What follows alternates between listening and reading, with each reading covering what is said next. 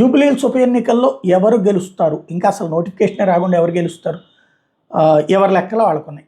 వాస్తవంగా అక్కడ అజారుద్దీన్ పేరు ముందుకు రావడం అయినా, ఓవైసీ హడావిడి చేయడం అయినా, బేసిక్గా ఏంటంటే అధికార పక్షం గెలవాలనుకుంటుంది. ఓవైసీతో పొత్తు పెట్టుకుంటే లేదా ఓవైసీతో ఒప్పందం కుదుర్చుకుంటే కుదురుతుంది. అక్కడ 50% మంది ముస్లింలు ఉన్నారు జూబ్లీహిల్స్ నియోజకవర్గంలో.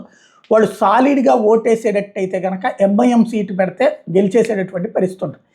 లేదు అనుకునేటట్టయితే కనుక కాంగ్రెస్ పార్టీ ఎంఐఎంతో మాట్లాడుకుని వాళ్ళకి ఏ భూమిలో వాళ్ళు అడిగిన ఇంతకుముందు రాజశేఖర రెడ్డి లాగా ఇచ్చేసేసి లేదా కేసీఆర్ లాగా ఇచ్చేసి ఆస్తులు 100 కోట్ల రూపాయలు విలువైన ఆస్తులు ఇచ్చి వాళ్ళని అలా పెంచుకుంటూ వచ్చారు రాజకీయ అవసరాల కోసం. అట్లాగా వాళ్ళతో మద్దతు తీసుకుని జూబ్లీహిల్స్లో అధికార పక్షం గెలిచేటటువంటి అవకాశం అయితే ఉంటుంది.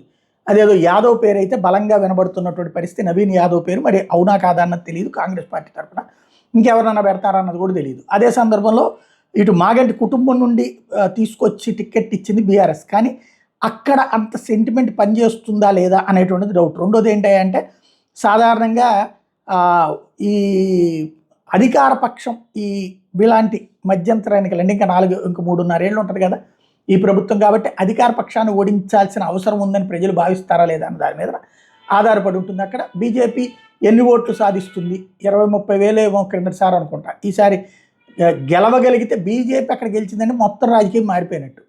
లేదు గతంలో కంటే ఓట్లు ఎక్కువ తెచ్చుకుందంటే నెక్స్ట్ ట్రిప్ సీరియస్గా కాన్సన్ట్రేట్ చేసినట్టు. ఓవరాల్గా బీఆర్ఎస్కి అయితే పెద్ద పరీక్ష అది.